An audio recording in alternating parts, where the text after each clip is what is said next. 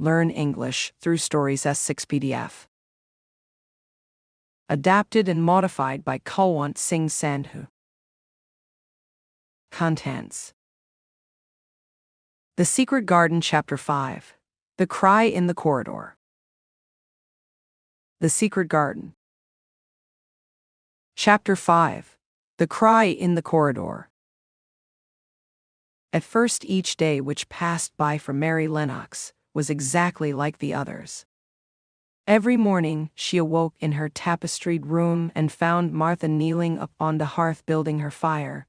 Every morning she ate her breakfast in the nursery, which had nothing amusing in it, and after each breakfast she gazed out of the window across to the huge moor, which seemed to spread out on all sides and climb up to the sky, and after she had stared for a while she realized that if she did not go out she would have to stay in and do nothing, and so she went out. She did not know that this was the best thing she could have done, and she did not know that, when she began to walk quickly or even run along the paths and down the avenue, she was stirring her slow blood and making herself stronger by fighting with the wind which swept down from the moor. She ran only to make herself warm, and she hated the wind which rushed at her face and roared and held her back as if it were some giant she could not see. But the big breaths of rough, fresh air blown over the heather filled her lungs with something which was good for her whole thin body, and whipped some red color into her cheeks, and brightened her dull eyes when she did not know anything about it. But after a few days spent almost entirely out of doors, she wakened one morning, knowing what it was to be hungry, and when she sat down to her breakfast she did not glance disdainfully at her porridge and push it away, but took up her spoon and began to eat it, and went on eating it until her bowl was empty. "Tha got on well enough with that this morning, didn't tha?" said Martha. "It tastes nice today," said Mary, feeling a little surprised herself. "It's air of more that's given thee stomach for tha victuals," answered Martha. "It's lucky for thee that tha's got victuals as well as appetite. There's been 12 in our cottage as had stomach and nothin' to put in it. You go on playing you out o' doors every day and you'll get some flesh on your bones and you won't be so yeller." "I don't play," said Mary. "I have nothing to play with." "Nothin' to play with," exclaimed Martha. "Our children plays with sticks and stones. They just runs about and shouts and looks at things." Mary did not shout, but she looked at things. There was nothing else to do. She walked round and round the gardens and wandered about the paths in the park. Sometimes she looked for Ben Weatherstaff, but though several times she saw him at work he was too busy to look at her or was too surly. Once when she was walking toward him, he picked up his spade and turned away as if he did it on purpose. One place she went to oftener than to any other. It was the long walk outside the gardens with the walls round them. There were bare flower beds on either side of it, and against the walls ivy grew thickly. There was one part of the wall where the creeping dark green leaves were more bushy than elsewhere. It seemed as if for a long time that part had been neglected. The rest of it had been clipped and made to look neat, but at this lower end of the walk it had not been trimmed at all. A few days after she had talked to Ben Weatherstaff, Mary stopped to notice this and wondered why it was so. She had just paused and was looking up at a long spray of ivy swinging in the wind when she saw a gleam of scarlet and heard a brilliant chirp, and there, on the top of the wall, forward perched Ben Weatherstaff's robin redbreast, tilting forward to look at her with his small head on one side. "Oh," she cried out, "is it you, is it you?" And it did not seem at all queer to her that she spoke to him, as if she were sure that he would understand and answer her. He did answer. He twittered and chirped and hopped along the wall as if he were telling her all sorts of things. It seemed to Mistress Mary as if she understood him too, though he was not speaking in words. It was as if he said, "Good morning, isn't the wind nice? Isn't the sun nice? Isn't everything nice? Let us both chirp and hop and twitter, come on, come on." Mary began to laugh, and as he hopped and took little flights along the wall, she ran after him. Poor little thin, sallow, ugly Mary. She actually looked almost pretty for a moment. I like you," she cried out, pattering down the walk, and she chirped and tried to whistle, which last she did not know how to do in the least. But the robin seemed to be quite satisfied and chirped and whistled back at her. At last he spread his wings and made a darting flight to the top of a tree, where he perched and sang loudly. That reminded Mary of the first time she had seen him. He had been swinging on a treetop then, and she had been standing in the orchard. Now she was on the other side of the orchard and standing in the path outside a wall, much lower down, and there was the same tree inside. "It's in the garden no one can go into," she said to herself. "It's the garden without a door. He lives in there. How I wish I could see what it is like." She ran up the walk to the green door she had entered the first morning. Then she ran down the path through the other door, and then into the orchard, and when she stood and looked up, there was the tree on the other side of the wall, and there was the robin just finishing his song and beginning to preen his feathers with his beak. "It is the garden," she said. "I am sure it is." She walked round and looked closely at that side of the orchard wall, but she only found what she had found before, that there was no door in it. Then she ran through the kitchen gardens again and out into the walk outside the long ivy-covered wall, and she walked to the end of it and looked at it, but there was no door, and then she walked to the other end, looking again, but there was no door. "It's very queer," she said. "Ben Weatherstaff said there was no door, and there is no door, but there must have been one 10 years ago, because Mr. Craven buried the key." This gave her so much to think of that she began to be quite interested, and feel that she was not sorry that she had come to Misselthwaite Manor. In India she had always felt hot and too languid to care much about anything.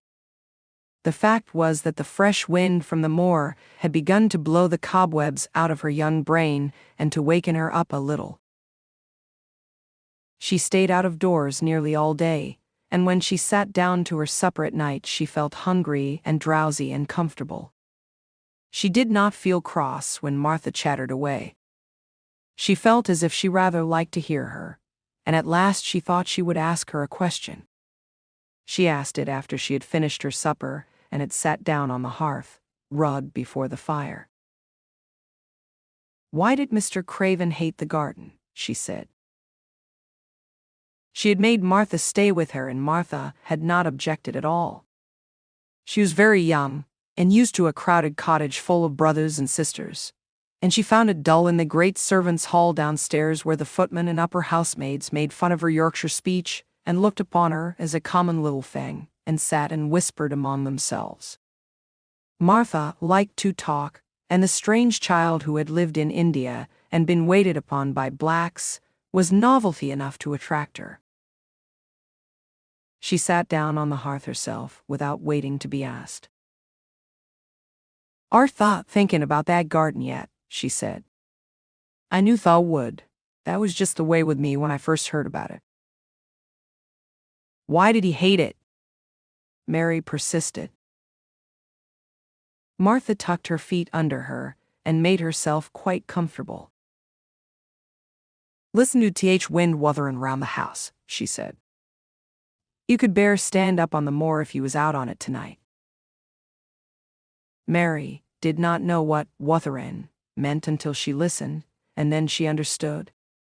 It must mean that hollow, shuddering sort of roar which rushed round and round the house, as if the giant no one could see were buffeting it and beating at the walls and windows to try to break in. But one knew he could not get in, and somehow it made one feel very safe and warm inside a room with a red coal fire. "But why did he hate it so?" she asked, after she had listened. She intended to know if Martha did. Then Martha gave up her store of knowledge. "Mind," she said, "Mrs. Medlock said it's not to be talked about. There's lots o' things in this place that's not to be talked over. That's Mr. Craven's orders. His trouble's a none servant's business, he says. But for T.H. garden he wouldn't be like he is." It was Mrs. Craven's garden that she had made when first they were married, and she just loved it, and they used to tend the flowers themselves, and none o' T.H. gardeners was ever let to go in. Him and her used to go in and shut T.H. door and stay there hours and hours, readin' and talkin'.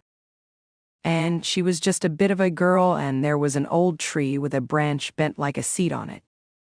And she made roses grow over it, and she used to sit there. But one day when she was sittin' there, T.H. branch broke and she fell on T.H. ground and was hurt so bad that next day she died. T.H. doctors thought he'd go out o' his mind and die too. That's why he hates it.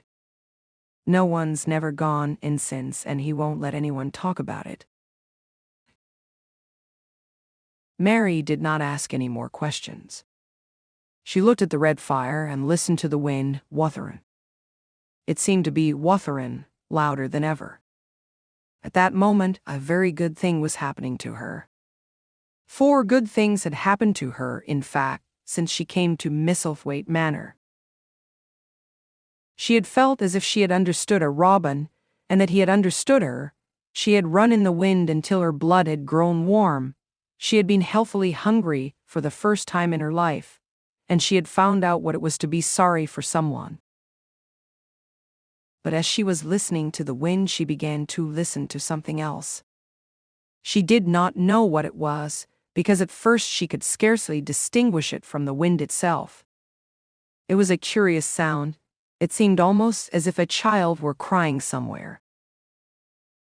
Sometimes the wind sounded rather like a child crying, but presently Mistress Mary felt quite sure this sound was inside the house, not outside it.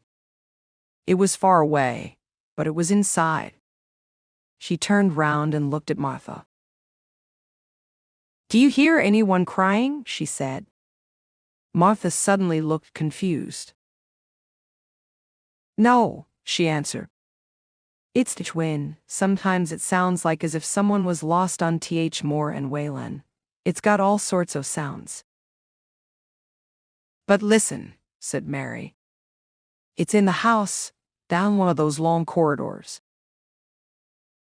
And at that very moment a door must have been opened somewhere downstairs, for a great rushing draught blew along the passage, and the door of the room they sat in was blown open with a crash, and as they both jumped to their feet the light was blown out, and the crying sound was swept down the far corridor so that it was to be heard more plainly than ever. "There," said Mary. "I told you so. It is someone crying, and it isn't a grown-up person." Martha ran and shut the door and turned the key, but before she did it, they both heard the sound of a door in some far passage shutting with a bang, and then everything was quiet, for even the wind ceased wuthering for a few moments. "It was Th. wind," said Martha stubbornly. "And if it wasn't, it was little Betty Butterworth, Th. scullery maid. She's had Th. toothache all day." But something troubled and awkward in her manner made Mistress Mary stare very hard at her. She did not believe she was speaking the truth,